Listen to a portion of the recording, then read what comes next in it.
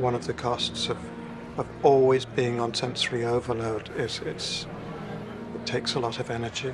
It becomes depressing. It causes a lot of anxiety. Biggest way to overcome anxiety is to avoid it and not go out, which is very unhealthy because it's a loss. I was in inpatient psychiatric care for a good long while, about 8 years.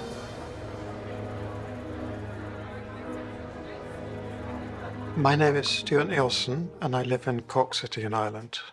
I started first by just taking photographs, plain photographs of places that I wanted to show people that I found difficult to use.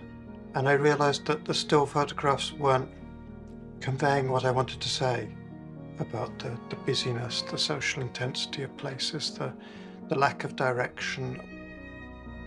And then starting to make imagery based on video where I wanted to capture more of what was happening in a place and compress it into one photograph. I like to watch the way people use space when they're walking, when they're negotiating, when they try and work their way around benches and potted plants. And when people come in opposite directions, when paths intersect and they're following desire lines, the way that is maybe not the least energy, but the least emotional energy, the least expenditure of conflict with other people. I was thrown out of school.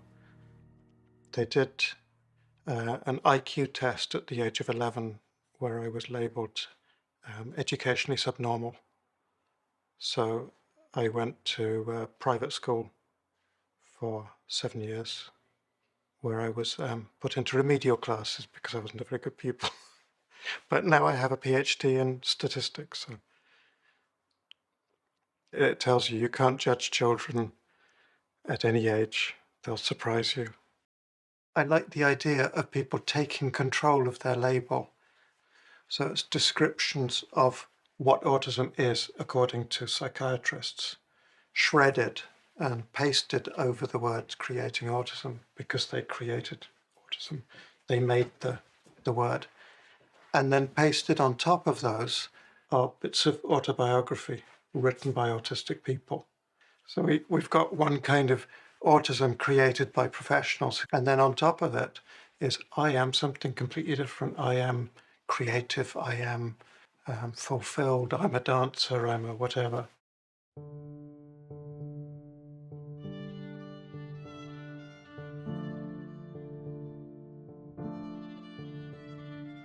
There's a thing called the Gruen transfer effect, where when you walk into a shopping centre, the first thing you do is you take two 90-degree turns and you can no longer see out. You can no longer see safety. And then you're bombarded with noise and light and scent. You bring in a food court to create that extra sensation. You change the texture of the surfaces to make people feel a little bit unstable. And that sense of insecurity is transferred into making a decision in a place where the only decision you can make is to buy something. So public spaces aren't uncomfortable to autistic people by accident. They're uncomfortable partly by design. It's a relief to come out of the noise. It's worth going in for the variety of food and the experience of being with other people to eat, but it's also a relief to come out. I've found a place that I'm reasonably comfortable sitting, which is the other side of the things I need to do. So I found a safe place to get to. I think people are becoming a lot more interested in the idea of sensory-friendly spaces as being beneficial to everybody. That there's nobody who doesn't benefit from having the option of it, because it's not an imposition, it's an option in addition to what's already there. My wider hope would be something like collecting imagery across the city to create a network of sensory safe places.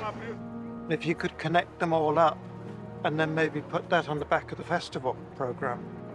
And maybe you could be part of the festival because there's a safe way to get to the Opera House, a safe way to get to the Metropole.